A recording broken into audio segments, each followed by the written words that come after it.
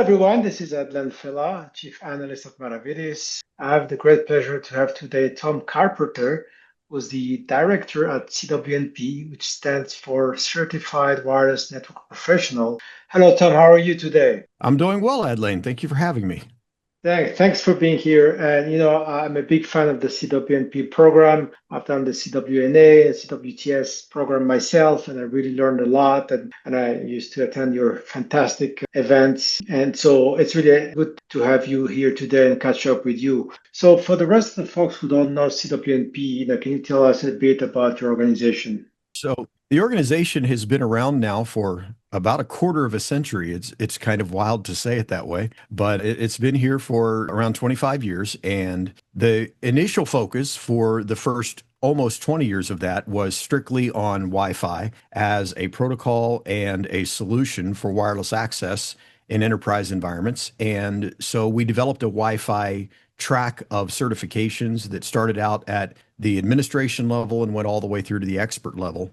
And then a few years ago, we started a new wireless IoT track, which focuses on the combination of both IoT in general, understanding what it is, how it works, how the applications are deployed, and so forth, as well as the wireless protocols that are sometimes uniquely used in those spaces. So you don't always use Wi-Fi, for example. You might use an 802.15.4 based protocol like Zigbee or Wireless HART, or maybe a long range protocol like LoRaWAN. So there are a lot of other solutions there. And we have that as well. And then more recently, we've started our administration and engineering track, which is focused on different specialties that are advantageous to know about as a wireless professional, like Python automation, general network administration and engineering, security, troubleshooting, and things of that sort. So our main focus then is making sure that people that work in the wireless networking space have the knowledge and skills they need to be effective. Okay, yeah, that's good. So I think that there are a lot of emerging wireless technologies. You mentioned IoT, there's Wi-Fi 7, there's Thread from Matter,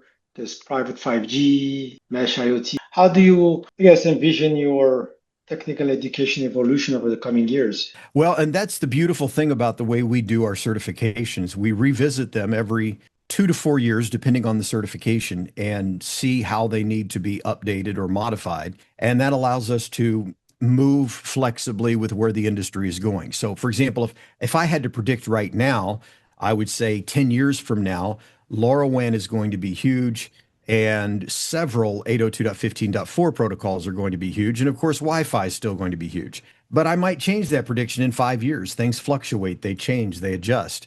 And so we adjust the certifications with it.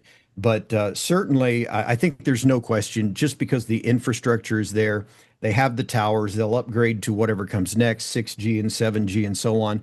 We're always going to see cellular as a big player in wireless IoT moving forward. The question is, what non-cellular protocols are going to end up winning out in various different markets? And we're starting to see some things emerge there, like ISA 111A in industrial environments and Bluetooth for lighting in enterprise spaces. And so we're starting to see a few things settle, but we're still in the early stages of this IoT stuff. So it'll be interesting to see where it goes in the next decade.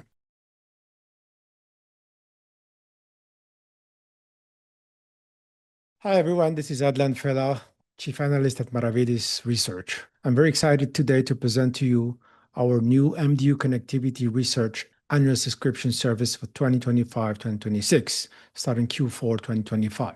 The service comprises a number of deliverables, starting with the quarterly research reports focusing on each of the sub-segments composing the MDU market. Each quarterly research report will be followed by a client-only analyst briefing to answer any questions you may have.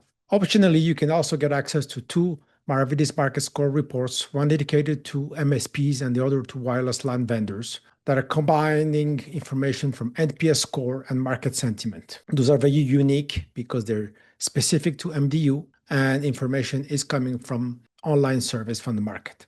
And finally, you get access to ongoing support throughout the year with me. Thank you very much for your attention, and I look forward to answering any further questions. Yeah, that's interesting. Can you give us an example of a technical or market signal that helps you drive a decision? Is it your customer base, asking you, or? Absolutely. So we look at two things. First of all, we look at the requests coming into us for knowledge.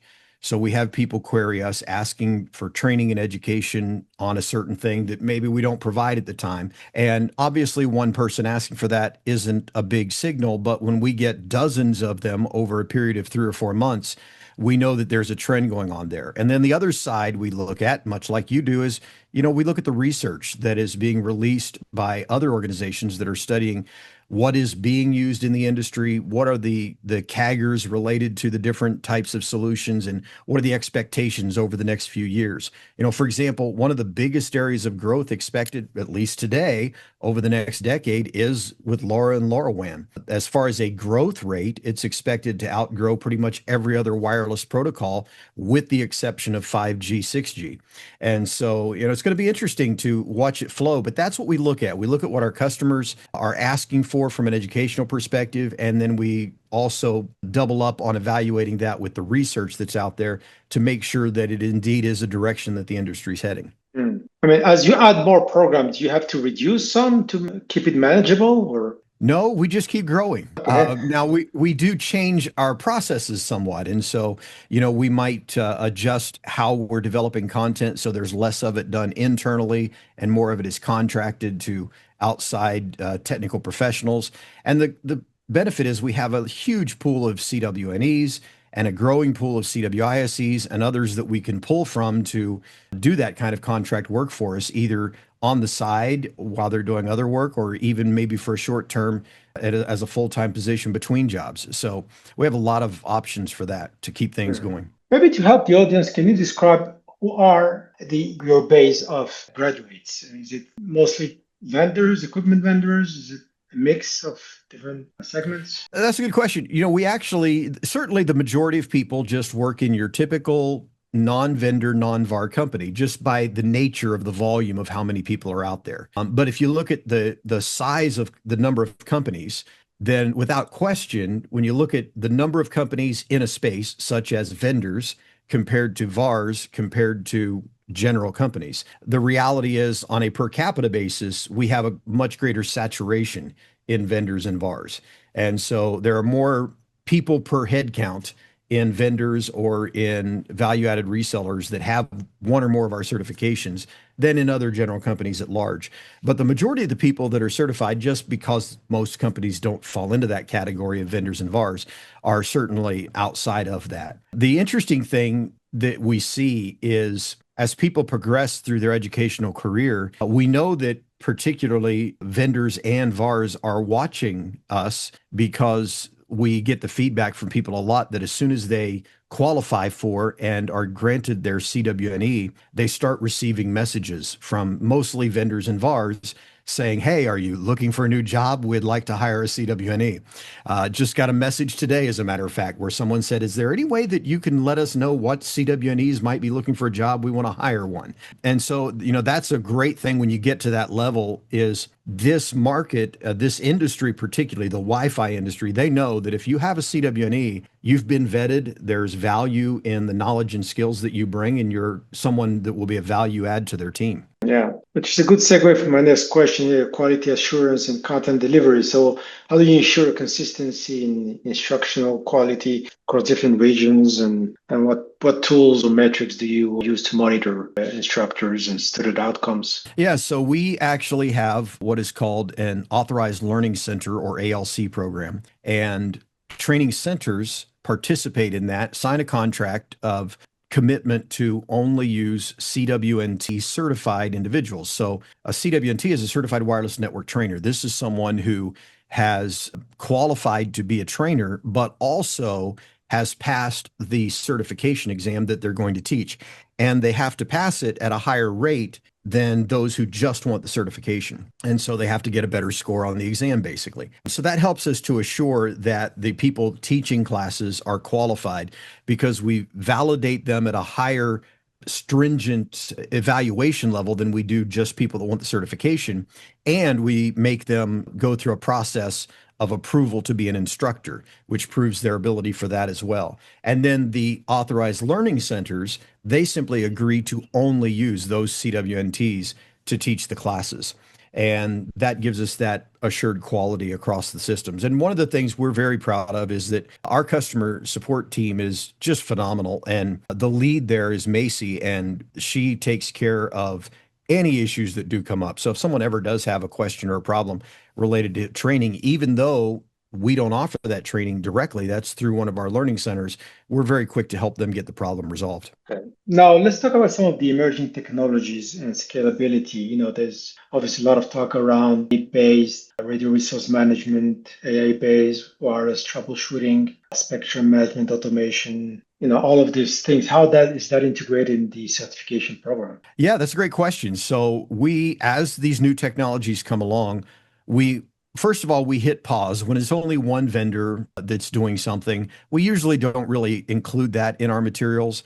But when multiple vendors do it, like, for example, there was one vendor who did, let's call it automatic channel management for the radios, to give a generic term, then another vendor did it, then another vendor did it. And we said, okay, this is something that is going to be used across vendors. So we started teaching about radio resource management or automatic radio management or whatever the vendor decides to call it. And then, of course, we had a vendor come along that really focused on AI. And so at first, the brakes are hit. We say we're not going to cover it until this becomes more vendor neutral. So what it really comes down to is if it's something only one vendor is doing, that's not vendor neutral. That's something very unique to that vendor. And so we're not going to really deal with that or address it. But if it's something that multiple vendors end up employing, like AI is becoming now, then we'll talk about the different ways they do it and make sure people understand what the requirements are for that AI to work if it's being implemented and what it's really going to do for them and what it's not going to do for them. Because we look at our main objective for our students as helping them to understand what's going on under the hood of all the switches and toggles and configuration dialogues. What do they actually change about your environment? What do they do in order to, for example, with AI or RRM, what do they do to understand your environment so that they can automatically configure? So that's basically what we look at, and then help them see through the things that truly are unique to a vendor as opposed to just a vendor renaming something. So that's a confusion that comes up in the marketplace a lot because 7 different vendors implement the exact same thing and call it 7 different things. And so then people feel like there's something unique about those vendors when really they're all doing the same thing. They just have a different name for it. Well, does it also happen that they are solving the same problem 7 different ways and one way is better than the other? Yeah, and sometimes that's the case. Sometimes they're not doing the exact same thing. Sometimes they're addressing the same issue from a different perspective, and we want to help people understand that as well. Okay, cool. All right, the last question is, you're obviously evolving inside an environment where there are industry bodies like the IEEE, certification bodies like Wi-Fi Alliance, industry associations like LoRaWAN. What is your relationship to those organizations, if any? And I know you work closely with the Wireless LAN pros. Yeah, so our relationship with these industry standard or certification organizations is really twofold. One is passive and one is active. So from a passive perspective, of course, we're always monitoring everything that they're doing, any kind of new standards or new certifications that they're releasing, and then asking, is this something that we need to cover or address? And then the other perspective is that we are engaging with them in any way we can, whether that is just through email communications to keep the communication channels open, or even participating in various committees and groups that they might have. So we tend to get involved with the different organizations as much as we can so that ultimately we stay in the know on behalf of our customers so we can help to keep them informed as well. Okay, cool. This is all for me today. So thanks for sharing your insights and telling us more about CWNP and where it's going. It's very exciting. It's great to see you again. For the folks, please subscribe to the channel. We are almost 4,000 subscribers now, so I appreciate the support. And until the next episode. Thank you, Tom. Thank you.